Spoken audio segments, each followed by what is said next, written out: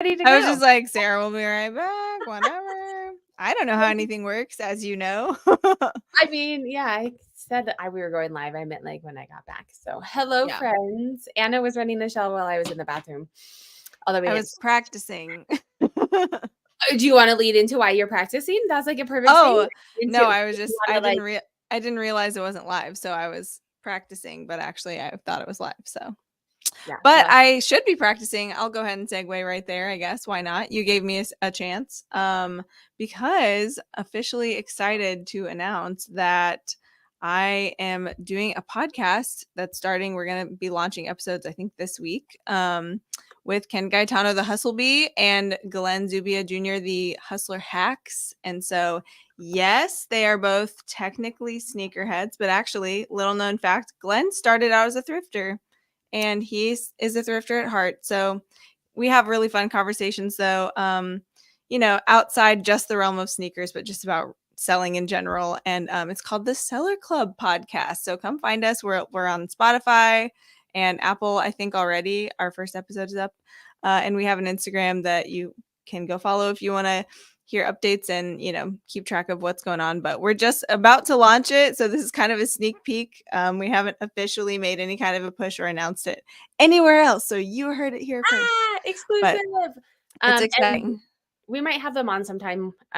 Oh, yeah, we totally should. Yeah. They're so fun. Like, we're having a blast already. Ken has been on before. I don't Yeah. know. I think I've maybe met Hustler Hacks, but I don't know that I know. Yeah, What's the name of it again? I'm gonna put it on the screen real quick. totally. It's called the Seller Club Podcast. So, like, what are you going to be doing? Like interviews, giving tips, just chat? Like, what can we expect from it? Yeah, so I think it's going to be a mixture. I mean, so far, we're kind of, our first episode's more about like, welcome to the podcast. Here's what it is and what it isn't and who we are and that kind of thing. Just basic intro stuff. Still fun, but we launched right into talking about Q4 because Q4 just began. So we're going to be, kind of roundtabling stuff like that frequently, probably topics and what's happening, in the present moment. And then I'm sure we'll probably be interviewing people sometimes too, just because there's so much depth to, hearing other people's perspectives. And we definitely always benefit from that. So I'm sure that'll be part of it too. But we're like putting it out there so we can, start cultivating a community around it. And I don't know, obviously in the world of like media, there's a lot of stuff that's already out there, but something that I like to remember when I'm trying a new creative endeavor of any kind is that just because someone else is doing something similar doesn't mean there's not room for you. Yeah. And Yep. so A different perspective. absolutely. And, we're just here to kind of like see what grows, and, everybody who joins in is going to be what makes it what it is. So it's going to be great. Yes. But we're all really excited about it. We've been working on it, and we have just some really cool things in the works with that. So please do follow if you don't mind me plugging it shamelessly. We would love to, hear from you and kind of like connect on that. What am I trying to say? Like in that venue as well. Sorry, I couldn't think of the right word.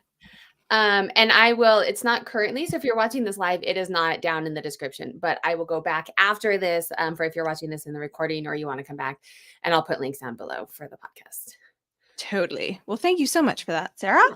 Oh, yeah, of course. All right. So we have Tommy in Seattle is here. If you guys are watching us live, let us know who's in the comments. If you're watching recording, I also would love to know who's here. So say hello in the comments. Yes, totally. Tommy in Seattle saying hello, Sarah and Anna. Can't wait to hear your thoughts, what you learned on eBay Open. And a wonderful job on the final keynote. So that's the one you took over, right? Yes. And that was another little brainchild with Ken and Lori Wong. The three of us were so honored to have the chance to do that. And we really were so excited that it was so well received, because we had total creative freedom to kind of take over that spot and say whatever we thought was going to be helpful or whatever we wanted to do. And people were so kind about it. And like, we just have kind of, it's been like a rip roaring success from everything we've heard. And like, chats can be like the perfect haven for lots of trolls, and like people were definitely trolling other things that we saw through the week, and we were just like, we hope that people get something out of this, but Oh, the resounding message is that they did. Yeah.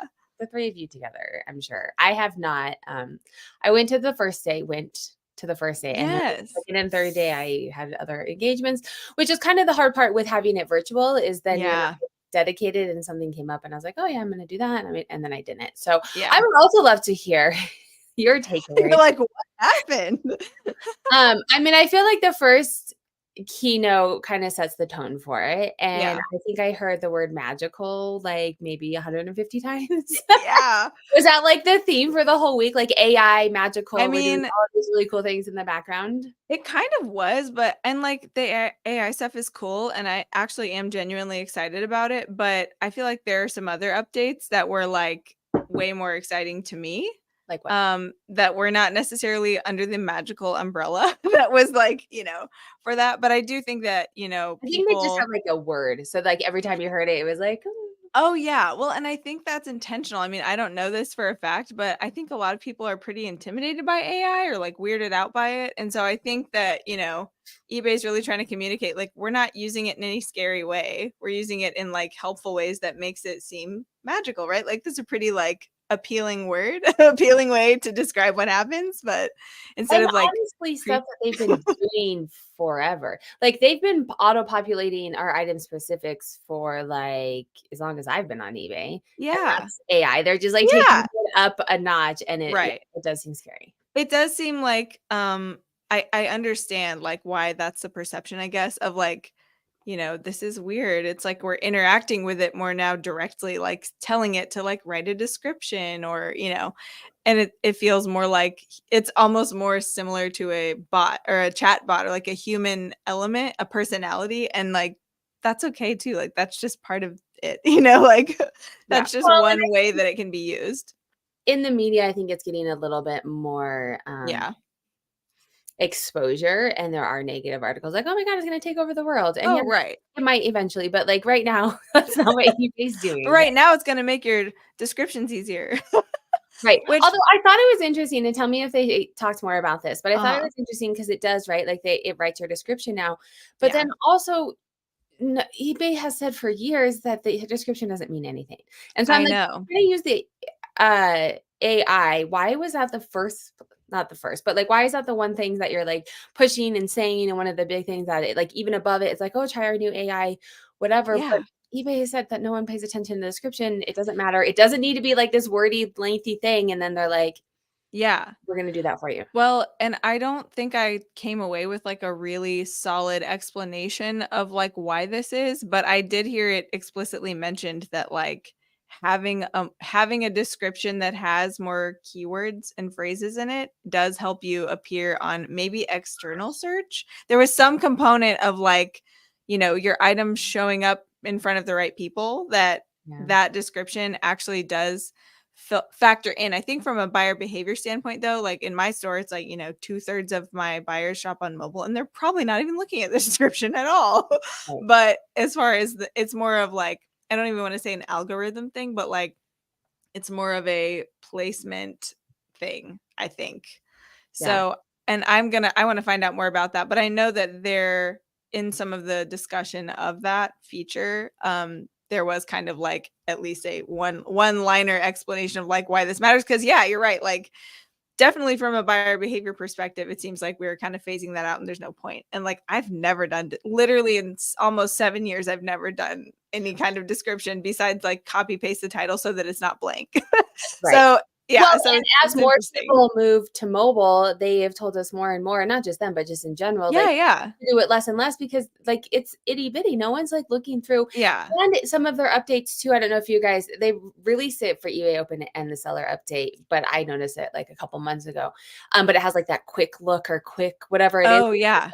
Is a quick little like, you can't even get to the item specifics, you can't get to the description, you can't it's supposed to, like, help them go to checkout quicker.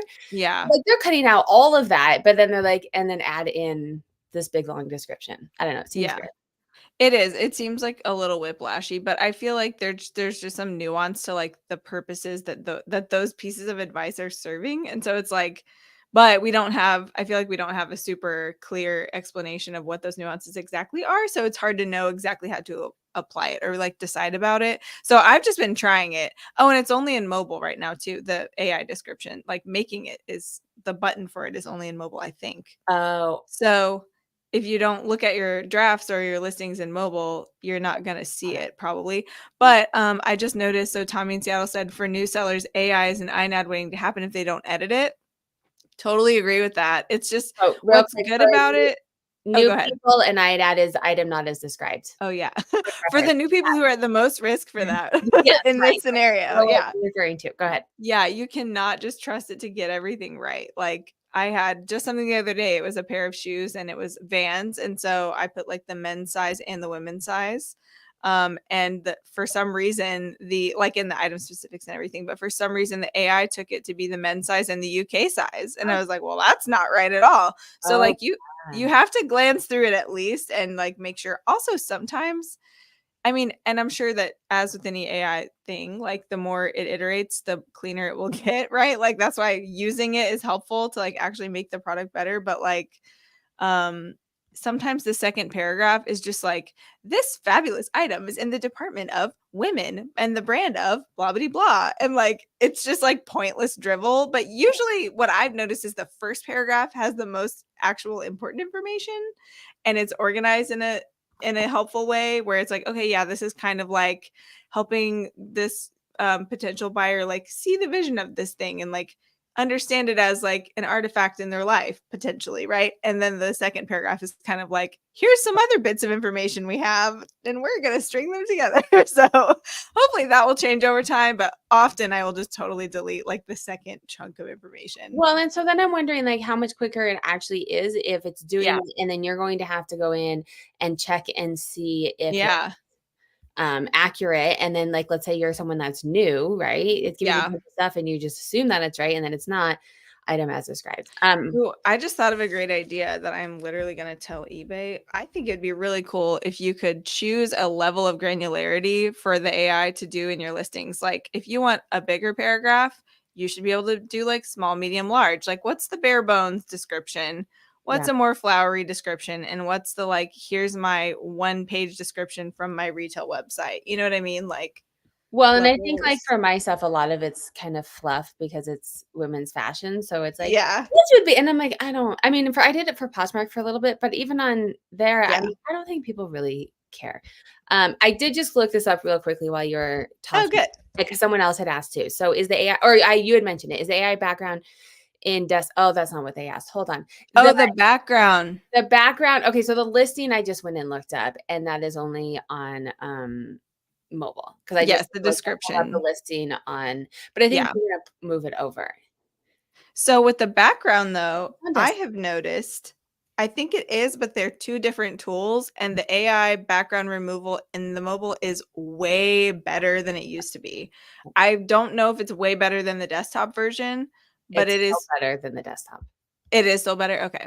That's because good like to know. my virtual assistants only use mobile or only use the computer. And so, and Mm, I only use mobile usually. So I'm like, oh, you guys should do this. And they're like, we don't, that's not an we option. don't have that. Yeah, yeah. But Oh, it has made a vast improvement. yeah. Yeah. Yeah. All right. So let's check in with people, friends. If you have questions, just any general reselling questions, Yeah. or just life questions, we're here. Anna has all the things. She used to be a therapist, so she can just walk us through our life journey. I'm also very comfortable with silence and I can out silence any of you. No, I'm just kidding. Um Did they probably like teach you that? I feel like that's like the therapist one trick. Just be quiet until the other person. This is a until total side note, but just real It's so quick. true. Yeah. No, it's so true. I mean, we don't often and I'm a big talker, right? Like not as a therapist as much, hopefully, but like I am a chatty person and so yeah, it's totally a skill to be like I'm going to let that hang in the air and we're going to see how it, And how the how it other person. ripens. Yeah, it's very interesting. I've I tried mean, it with how my kids. yeah. Mhm.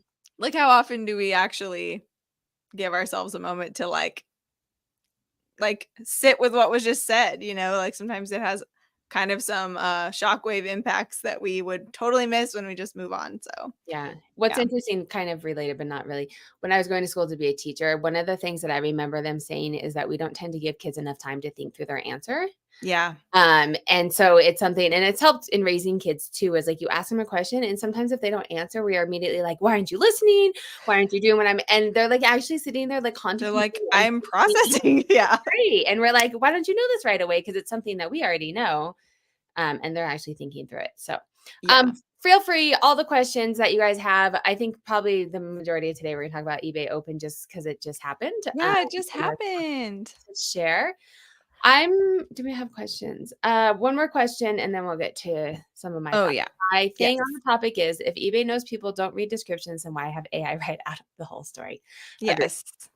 100%. That is the question, and my understanding is that it has more to do with placement, not necessarily search results placement, but external and other ad placement, like pulling your listing as a relevant listing, in some other search, you know? But then it also makes you wonder because they're like, don't oversaturate, like don't use the same word 15 times. And this almost Yeah. feels like that's what it's doing is Well, just that's true. like, I wonder, again, I don't know what the mechanisms are, but like I know another thing that they've sort of lately encouraged is kind of like a more succinct title. Like don't say lapel pin back because that all means the same thing. And the actual like search engine knows that those are all the same thing and that's overkill. And maybe that's cluttering, the buyer experience and people aren't clicking as much on titles that have extra redundant words. yeah, But maybe those keywords actually do help in the search. And so that's why the description is starting to matter more because that's where they can live, where they're not cluttering up the title. I don't know. That's totally like a hypothesis, but yeah. it Well, could and have I something think to do it's with that. as I was listening to eBay Open and thinking about like what's to do with my story and what's going on. They were big on like the AI and there was other things, but talking about the AI, and Yeah. I mean, the algorithm essentially is like artificial intelligence in the background, right? Like that's essentially what it is, and why it's ever changing because it's smarter than us. It's learning. Yeah. Right, and I'm wondering if as we're talking like, we've talked about sell similar and ending it and starting over again and how it worked last year and maybe this year, Yeah. and I'm like, I bet they've caught on, not they, being eBay, like, "Oh, we're gonna, like, down like, we're gonna." I. Right, I mean, 'cause Yeah. sometimes people are like, "Oh, eBay hates us and they change this and it's not them, I think it's just the background algorithm is so Yeah. smart and it picks up on what's working, and it's caught on that we're like, "Hey, we have already seen this listing 15 times that you have or done sell similar." Yeah. And so I am going to start ending them and creating a completely new listing and like actually like in an audit way, like go through and like make Yeah. sure photos are good, do the white background if I need to, change some title if it needs to, recheck the comps. Shipping has changed over the past years, make sure that's what it needs, like go through and Right. make it a whole new one, not to trick the algorithm, But to but make actually give it sure another go. Yeah. I think you know, that totally tracks. Like, I would not be surprised at all if that's the case where it's like, okay, yeah, like, but the thing is, I know it's annoying, but if eBay doesn't keep up with those changes, they're going to fall behind technology of the world and the other platforms. And like, everybody has to keep going, even though it's annoying, like everybody has to keep going and dealing with the features and the inner workings changing because that it just develops. Like technology just has to keep growing. right. And But it's for the anyway, buyer's purpose, right? And if we lose yeah. buyers, we are also down as sellers. So I know that As we've noticed. right. Right. Perfect segue into the economic outlooks. Oh, yes, that was my favorite, as you guys, although I didn't attend everything, but as you guys can probably guess, the Yeah. economic, I'm glad that was on the first day, because that was one I of the, watched it 3 times because I was like, I need to understand this. it was so much information. It I wish that was. they would, like, send out the slide deck so you can, like, look at, but I'm probably, like, one of the only people who wants that. I'll see if I can get it for you. But it was good to see. So, are they all on eBay for Business now so people can go watch them, right? Yes, it's the eBay for Business YouTube channel, and that one is definitely on there. I literally watched it this morning again because I I was, know like, eventually trying to they're gonna put remember. them all, but last They year. actually put them up faster this year. Okay, good. Yeah. So any of the ones that you guys haven't seen or you wanna go back and see that we're talking about are on the eBay for Business, YouTube, so you guys can Yes. go there and check them out. The economic, I'm interested to hear. I wrote notes on it, and I don't I know what did too. but oh, you have yours. I don't have mine. See, you were prepared. So tell me what you wrote down, and then I'll see what I remember. Okay, so I just thought it was interesting. One of the things that she said towards the beginning was that the biggest jump in consumer pessimism since COVID happened June of 2022. And I feel like I remember like feeling like something was up at that point. But then it was like, oh, but we're almost to Q4. But it was like kind of extra rough in the summer. Yeah. And then, Like and more then, than the summer slowdown. yes, it Yeah. like lasted longer almost. But then Q4 was still good. But also, I was getting ready to move by that point. I was semi liquidating, whatever. But I still had like good Q4 months or whatever. And then I feel like all year this year, it's just been like, and that pessimism has kind of continued, which she did say it's like starting to pick up a little bit, but not like, I don't think to the proportion that it had, Yeah. um, kind of come crashing back in June of 22 or whatever. So inflation is still a huge thing. Even if inflation itself is not as huge, people's perception of it is huge, obviously, still. People are feeling it in their bills, in their grocery bill and their gas and everything. So I was not surprised to hear that, that the kind of pulse of the people was still that, inflation and social political issues are all freaking people out because, yes. And that's only going to get worse because like we're coming into rolling into an election year. Yeah, 100%. political years, but an election year. Yeah. Right. Yeah. Yeah. What did you think about? I thought it was interesting, and I've been hearing this other places too over the last year or so, but like that unemployment is kind of low, like surprisingly low. And yet there's kind of a dichotomy there. Like, what do you think about that? What's interesting is I was on IBM Blush's Thrifters Villa, I think is what they call it, their podcast. And I recorded it probably an hour after I listened to the economic. Oh, wow. You were on fire. Full thoughts on it. Like I really go into awesome. it. I had just listened to it. I'll try and remember to link it down below, but it's called Thrifters Villa That'd be podcast. good.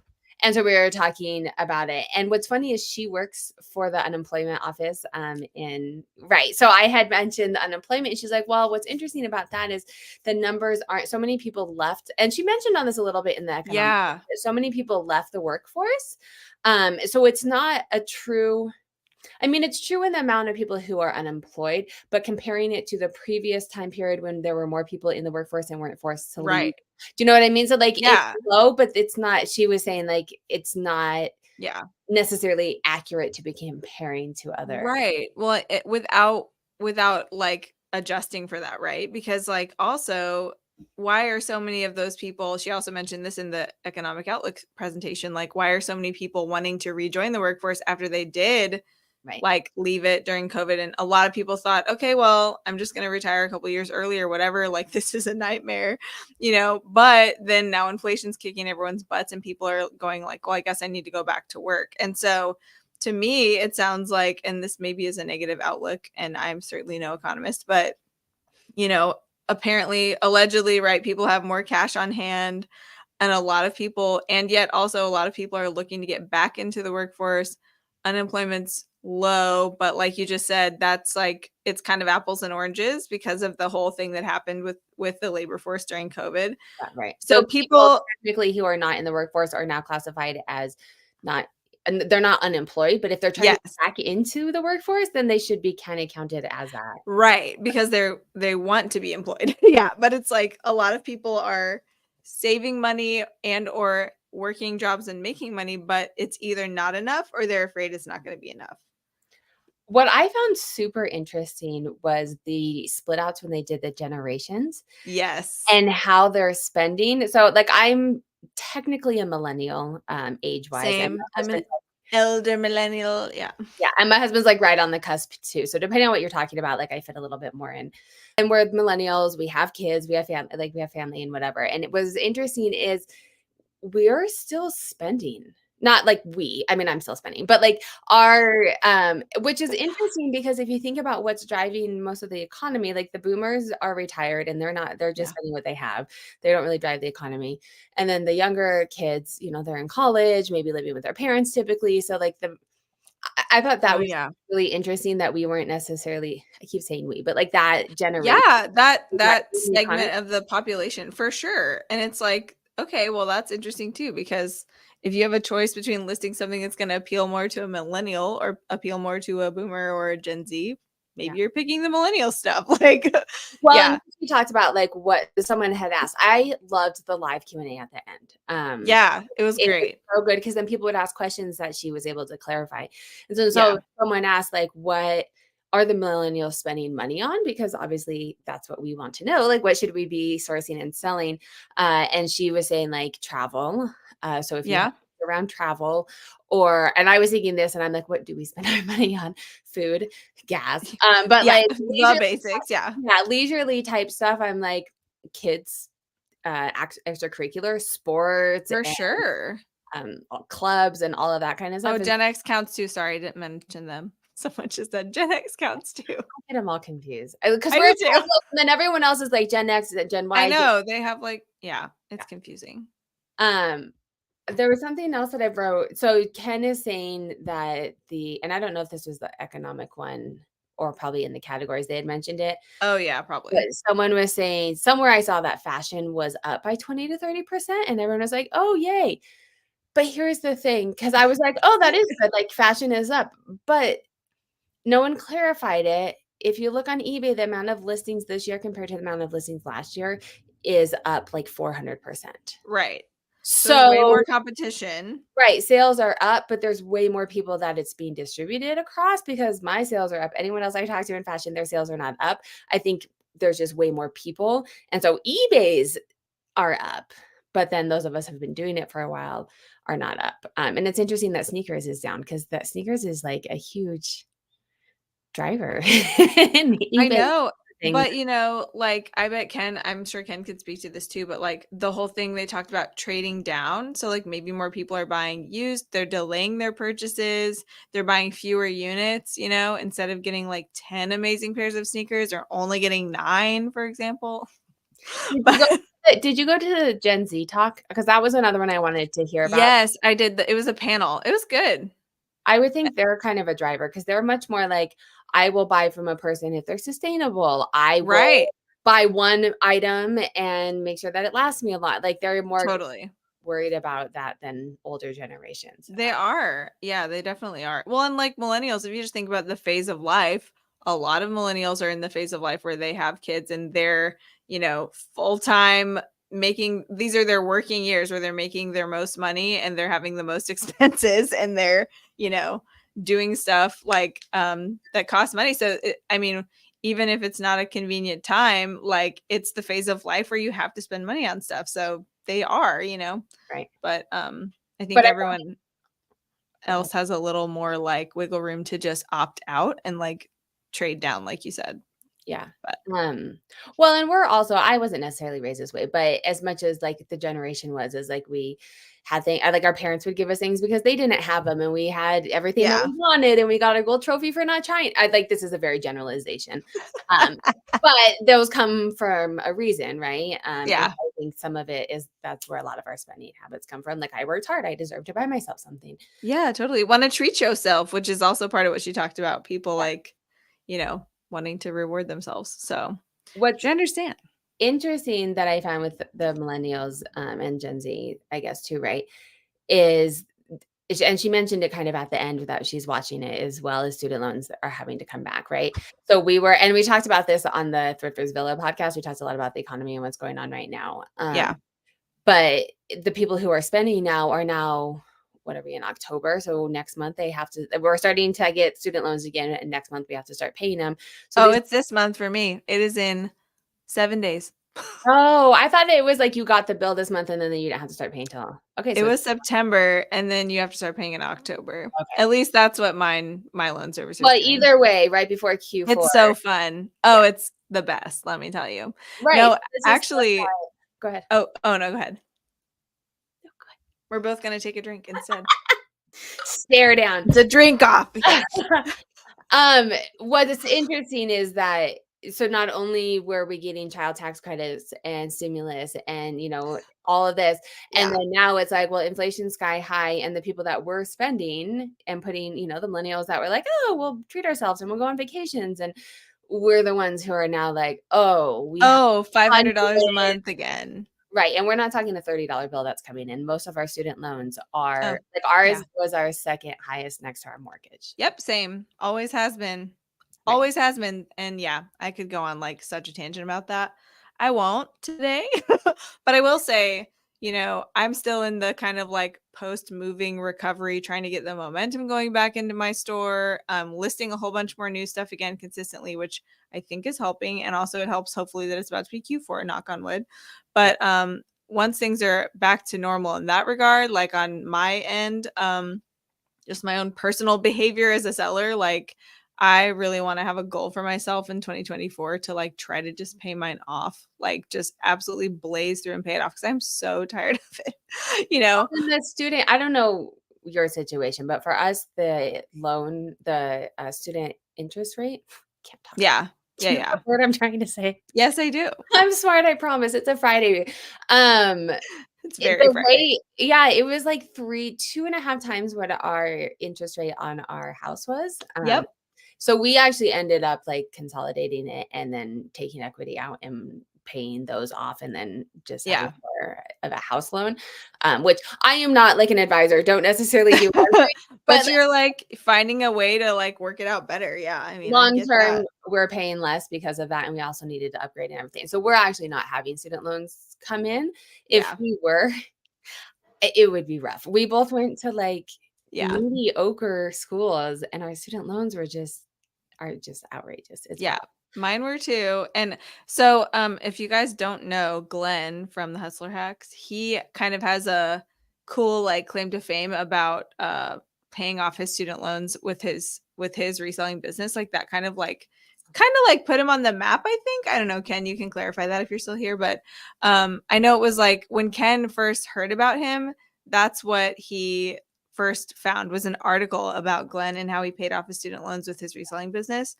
And so, that's really inspiring. And of course, that was a while ago. Like that was years ago now that he did that. But I would love to like kind of like compare notes with him on that. Maybe we'll do that on our seller club podcast at some point because I want to like jump on that train for next year and just like, hammer it into the ground and be done with it.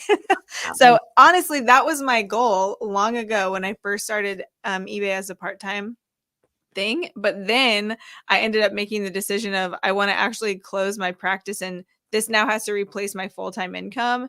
And I've sort of made it to that, or at least I had made it to that. Right now it's not it's not equivalent to what my income used to be. But once that gets back, it's like now I want to do both. Now I want my store to be able to handle both of those goals. So Well, it'll it's be interesting to see how you get there because I know, me too. I'm like hell or high water. Like I gotta figure it out because so we have a couple questions in the chat. Friends, always feel free to drop the questions. We'll kind of just go down. I'm new here and new to reselling. I'm so lost when it comes to charge shipping or free shipping. Thank you. So I'll let you go first for your perspective. Yeah.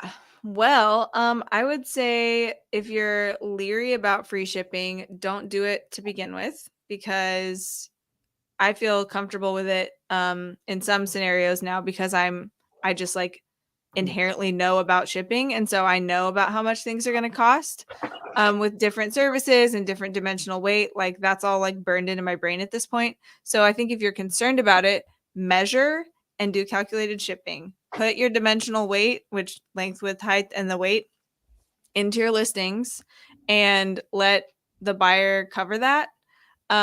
You might adjust your asking price based on that. It's so funny. Very often on items, almost all of my items now are not free shipping anymore. So this happens all the time where I'll get an offer on something and it's like clearly they just want the price if it was free shipping.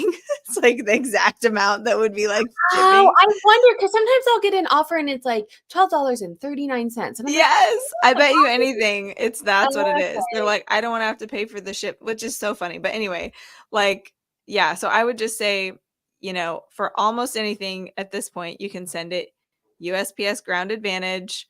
It used to be like confusing between first class and priority mail, but now this new mail class basically covers both bases. Yeah. You can send things like up to 70 pounds, and there are dimensional limits, but they're pretty huge. So for almost anything you're going to sell on eBay that's not like furniture, you can use USPS Ground Advantage. It's going to get there in a decent amount of time. It's going to have tracking. It's going to have insurance included to a point. And it's going to be like the cheaper calculated shipping option. And USPS will pick it up from your house if your address qualifies, which a lot of addresses do. So just you can check that on their website. That's But mostly I would, rural if you're like yeah. out. If you're like, yeah, way out, if you're like in the UP or something, maybe not. But check it out. And definitely, I would say use that to get comfortable with shipping. And then once you feel like it's second nature, maybe you could experiment with building in the price and making it free shipping. If that's a thing that happens in your category that's going to make you more competitive, you might want to do that, but maybe not right away. Yeah. That's my take. You kind of just hit on what I was going to say. So I would say Mm. it's category specific. And the way to know is like if you go into Terapeak and you're new. So I have lots of videos on Terapeak because it's so helpful.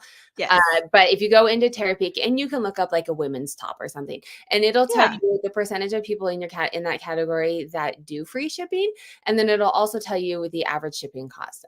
So if I were new and I knew this when I had started, I would go in there and I would see what percentage of people, like in my categories, most of it's like 5 to 10%.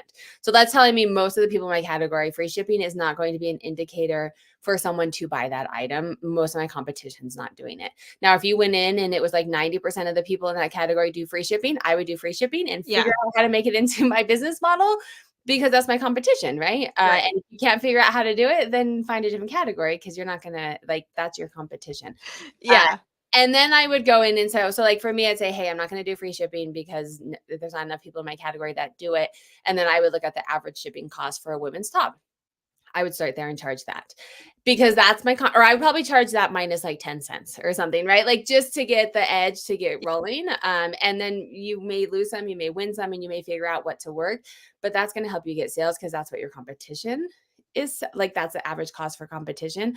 And it's what other people in your category are doing to make money as well, right? Like Right. not many people, there's like 4 million tops on average. They're charging this on average. That's probably what it's going to cost. Now, if you are living in New York, it'll probably cost you a little bit more to ship to California, right? Right. You'll Yeah. have to figure it out. But if your shipping cost ends up being significantly higher than everyone else in your competition, you're going to have a struggle making sales Yeah. too. So it's kind of Well, and like if your stuff is more uniform, like I've actually heard Ken talk about this enough that I know I can probably execute it well. But like with sneakers, there's a cost for authenticity guarantee that's like a flat rate shipping cost. And so his sneakers, like he uses that as a benchmark to price how he does shipping. It's not necessarily free, but his buyer base expects to pay 10 or 15 bucks for, because of authenticity guarantee. right. And they want their stuff to go through authentication, right? So it's like, what are the expectations of the people looking for that stuff? Also, Tommy in Seattle says, Anna, would you tell her to pass on the eBay shipping discount to the buyer or the regular calculated cost? And I actually was going to mention that and I forgot. So thanks for telling me. Basically, in your eBay account, not in the like shipping label page, but in your actual account settings for your seller account, there's a place where you can choose to pass on your seller discount for your shipping labels to the buyer. So that is something that can help you mitigate if you feel like, oh, people aren't going to want to buy this because shipping is too expensive. Because it is a little bit expensive sometimes, right? And especially relative to the value of the item, if you're selling lower dollar stuff, but it's $6 or $7 to ship it, like that can be annoying, right? But anyway, if you go into your account settings, you can choose to pass that on to your buyer or not. And of course, there's pros and cons because you're also spending your time and your shipping supplies, If you offer free returns. Yeah. That's So part of why I don't, because I'm like, I offer free returns and that little bit of a difference yes, makes a difference. And it it's still does make a difference. competitive in my like I can Yeah, offer what I offer and still be competitive in my category. exactly. So that is still, again, like that's a thing to sort of look at through that lens of like, is that something you really have to do in your category or not? I do that now. I didn't used to do it. A, I didn't know about it for a long time, but B, I now have access to basically almost totally free shipping supplies all the time. So because that's not a factor for me anymore, I would rather hopefully get more sales because my shipping cost is a little bit lower than it otherwise would be. And you So can still make up the difference because you're getting that money somewhere else, right? By not having yes, exactly. All right. So someone was asking what the big surprise was. We kind of touched on it at the beginning. Well, you have 2 surprises, but I think at eBay Open. I So have so many surprises. I'm full of surprises today. I know 2 weeks ago we had mentioned that there was a surprise. So we touched on it at the beginning, but if you're just Yes. bringing, I'll let Anna kind of touch on it again. Okay, so there are a couple. So actually there's 3 if you count the eBay Open one. So the eBay Open surprise, you can go enjoy the surprise yourself now on the eBay for Business YouTube channel, because basically it was that me and Ken, who is getting here, the Hustle Bee in the chat, and Lori Wong from Reflections of Trinity. She's like a huge eBay for charity seller. She's like an OG. Amazing. She is amazing, just a fantastic human being, and just like wonderful in every way. And so if you don't know her, definitely go watch this, because you get such a sense of who she is, and it's the best. But we got to do a takeover of the final keynote that normally belongs to the CEO and other executive leadership. And they were like, we really know that people love hearing from sellers the most. And so you guys have a takeover, do something. And so we got to like develop it and work on it together and build out, whatever we wanted to talk about. And of course, Ken had to make sure we all looked really cool. So we had designated outfits for this that were really fun. I love one of the pictures because your eye roll to Ken was like amazing. You were just like, oh my God. So true. So true to form. But it was really fun. So we get to really talk about, I won't like spoil it too much because you can go watch it. It's like 20 or 30 minutes, but we're really proud of it. People absolutely loved it. And we got to just kind of talk about, our similarities and our differences, and kind of pull everyone together, because it's been a tough year for a lot of people, and we all have different business models. Mm-hmm. We all have been on eBay for different amounts of time. We have lots of differences, but so many of the core things we have in common, and we have those things in common with you guys too. So it was just really cool to kind of unpack some of that. And we also each brought a cute little object to like represent our store. And mine was a glass chicken, like a Han, like an Indiana glass Han. And I was so obsessed with it. So that was really fun. But it was great. So Jamie Iannone, the CEO, handed it off to us, and then we did our thing, and then we handed it back off to Adam Ireland at the end. So it was just a really cool experience. But we really hope that it's, it's helpful and motivating and makes you feel like you are not alone in this industry, and that, there are so many people rooting for you, and also looking for, the ways to keep going and getting better and better. So that is definitely our goal. But Well, and I feel like eBay too listens and helps, at least since I've been on eBay and more during COVID. yeah, They had a new CEO that like, we are the heart of eBay. Like yeah. without us, they have nothing. And so like last year they took a survey, and I think they really implemented it. Like everyone liked Oh the yeah, questions, and they did like, it was almost too much though. Cause I'm like, I want to go to that one and that one and that I one. know.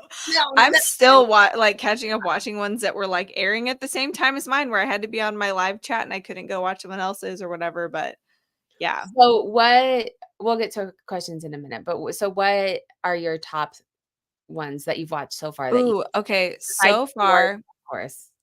if you're new, um, there was a seller-led session about basically turning your side hustle into a full-time business with Heather and Alicia, and that was really good. I loved, especially like they talked about kind of the nuance of having a death pile and how to like balance things, and why you want to have some stuff on hand but not have an actual death pile. And I just thought that was brilliant. But they're really great,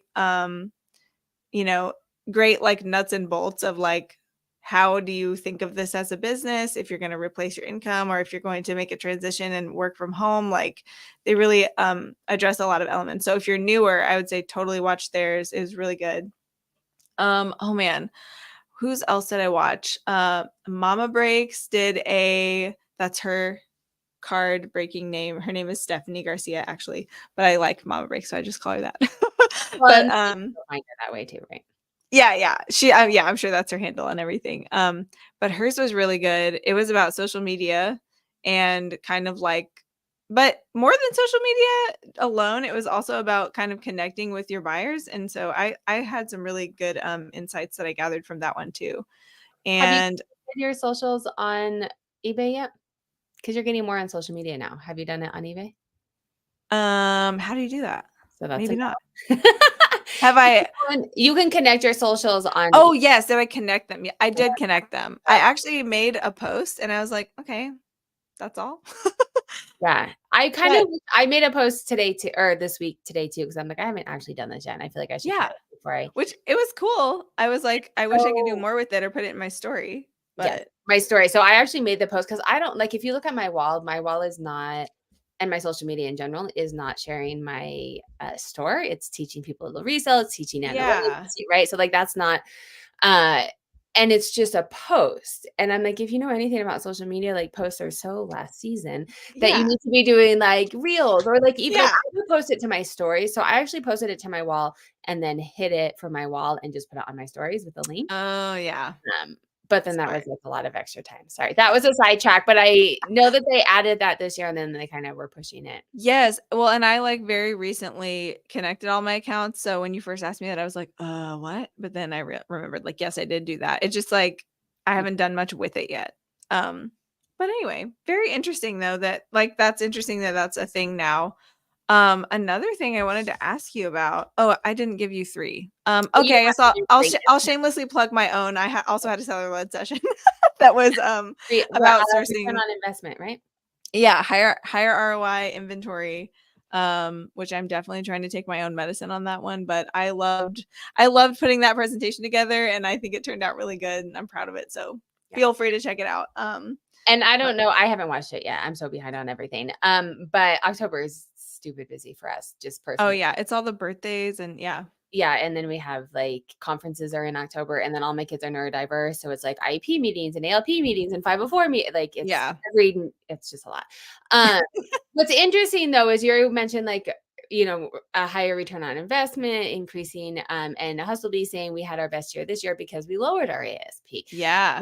And so my point is like you have to know your numbers, know your business, and figure out your inventory and what's going to work the best for you because everyone's category is different. Everyone, like you may Yeah. not be able to have access to certain inventory and you just kind of have to work with what you have. Oh, totally. And I mean, great example, like my whole talk is about sourcing, gradually getting a higher ASP overall because average sale price for those who are new also. But at the same time, like literally yesterday, I took pictures of 111 button pins from a collection because those are going to be great stocking stuffers and people might buy multiples of those or they might only have a little money to spend and that's something cool and nostalgic they could buy as a gift. And like I've had those that I've been gradually listing over a year and I was like, I'm going to finish getting these listed in time for Christmas because this is a lower price point and more people are needing to have lower price point things they can afford. Well, and So also the time too, right? Like we don't because yeah.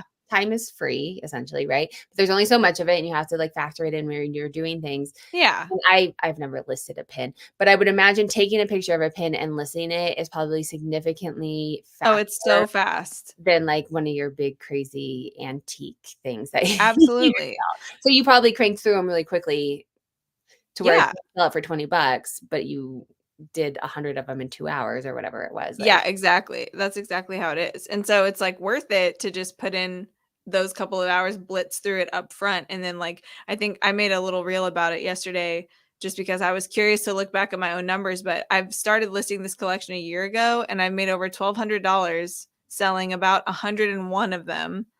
And so that's like $12, on average a thing. But like I probably have 1,000 of them listed in my store at this point. So, well, and the time that it takes, like $12 if it's taking you an hour to ship it, but like right. a pin, you like ding, It's but the so fast. yeah, Everything about it is so fast. It takes up almost no storage space. Like it's ideal if it's gonna be a lower dollar item, it's ideal. yeah. Yeah. So there's definitely like nuance to all of that. So they've done the seller update, Oh and yes. oftentimes in eBay Open, they basically tell you most of the new features that are coming Yeah. out anyway. So one of the things I thought was really interesting was the if you sell on eBay, you know what a pain this is, and how long they've been telling us that we're going to get rid of it is the offers, like to the payment, right? Where they Unpaid items. thank you. I couldn't think of the right word. Yes. So what they said at eBay Open is to help get rid of the unpaid items, right? Where like someone would make an offer or bid on it and they would have 4 days to pay and then they wouldn't pay and then we'd have to cancel it, right? Like if you're on eBay, you know this Yes. whole thing. Rigmarole. Yeah. It's a Yes. pain. So they said it was live starting at eBay Open that if someone sent you an offer, they had to have a credit card on file. That's not true. Have you seen like I've had offers and they're not Yes. much more, but I have 2 unpaid items right now from offers because they didn't. So let me ask you this. Do you know if they were buyer initiated or seller initiated? A buyer initiated because I've been paying attention. Like I accepted it. Yeah. Um, Okay. Because I think so. I also heard at some point, I'm probably going to get this wrong. So eBay don't like be mad at me. But I think there are actually 3 distinct like scenarios where that would happen. And I think they are seller initiated offers, buyer initiated offers, and then auctions. It's also an issue with auctions.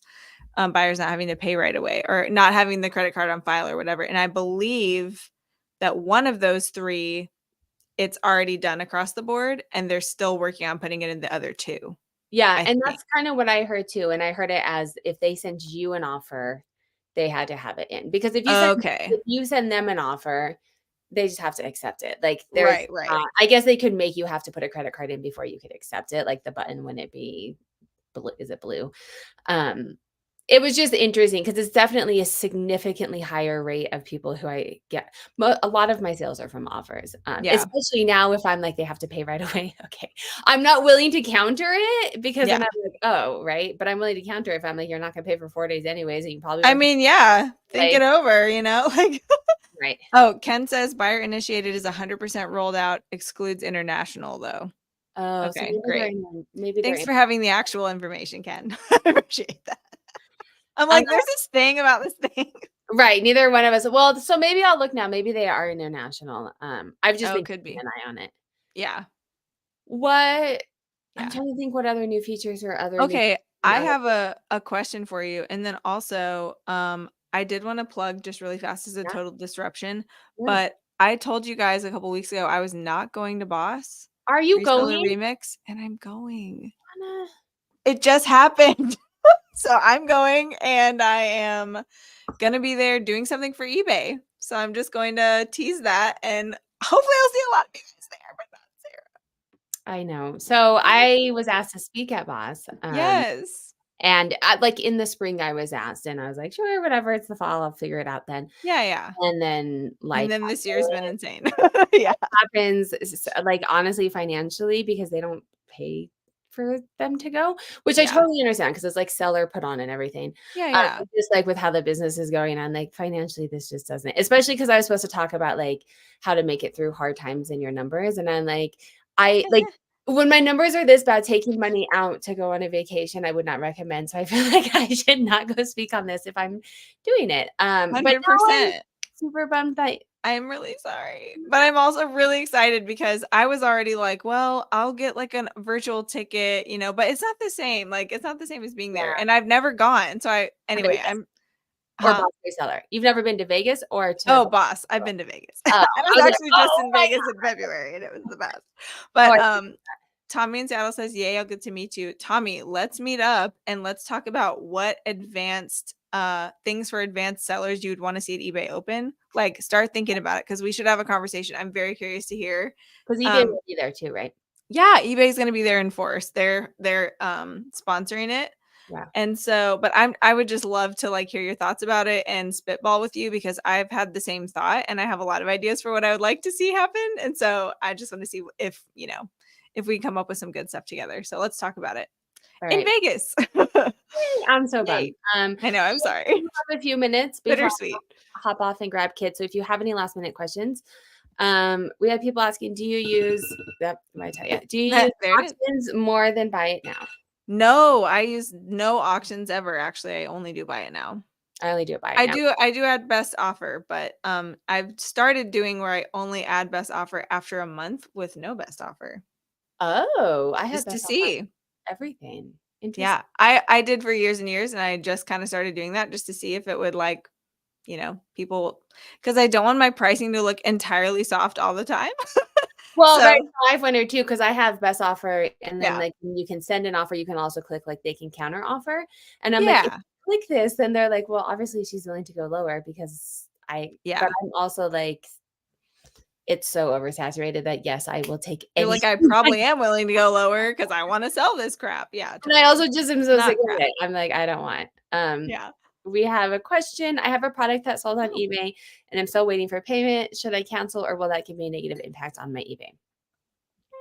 Well, I don't think it will. I don't think you should cancel. I think you should keep waiting. eBay has a process in place if they don't pay after a certain number of days. I think it's 4. Yeah, I think it's 4. But I think Then you have to set that for it to be automatic. yeah, so you may have to go in and say, like, you should be able to at least go and look, and it will say, it will tell you that, like, okay, if it's not paid by the state, you can cancel it. You're not negatively impacted by that at all. If you cancel it early, maybe, because you have to like choose a reason why you're canceling it. And I don't know if non-payment is a reason that's available. So I would just wait until it's been at least 4 days and then see what happens. But you can also like, they always want you to like contact the buyer and say like, hey, I'm ready to ship this out. I just have to wait for your payment or whatever. And they have like an auto response too. So if you go in Yeah. and like say send payment reminder, it has like a whole auto list. Yeah. It'll send them a whole letter of, hey, please pay for this. Right. But But then yeah. an extra thing you have to do. I would never cancel an item. Non-payment's not an option, which is dumb because that's why most of us cancel. If you do Yeah. have to cancel, I think the only time you don't get a ding is if the buyer asks to cancel. Right. But then also like only select that if that's a true If statement. it's true, right. But you can ask them like, hey, are you intending to pay for this? Because if not, I can cancel the order if you'd prefer that, which I mean, that's kind of like, you don't want to encourage people to cancel their order, but if they're not going to pay for it, then you can select that. Oh no, I found something else. Okay, well then they asked me to cancel it. Right. All right. We are going to sign off. So thank you guys so much. Life is chaotic. So I think we're Yes. going to do like monthly because but you can catch up with Anna between on her podcast and both of us are absolutely available on social media if you have questions. I'm Sarah Styles everywhere. Anna, let me take this off. Do you have No, you got to put your name, like your store name so people know how to find you. Oh, how do I? Okay, I'll do that next time. Next time. But I'm going to put it in the chat. No, I'm going to answer this while you're doing that. If you send the buyer a reminder to pay, does that extend the time they get to pay? No, it's from when they initially sent the offer. Oops. Yes, it is. Whatever you do, don't send a reminder invoice. People are saying it restarts. Oh, with an invoice? Oh. Invoices, because that's just more work for Yeah, me. payment reminder is not necessarily attached to an invoice. Those are different. Yeah, that's just like a message of you saying whatever. Yeah. All right. Well, thank you, friends. We will see you next month. But like I said, you're always welcome to contact us on social media and check out Anna's new and Hustle Bees and Hustle. What's the other hustle? Oh, Hustler Hacks. I was like, I Hustle Bros. Hustles. You need I like to call them the Hustle Bros. There you go. So check out Anna and the Hustle Bros new podcast. I will link it down below eventually. Or you can find it on her chat on her socials. See you later. Bye.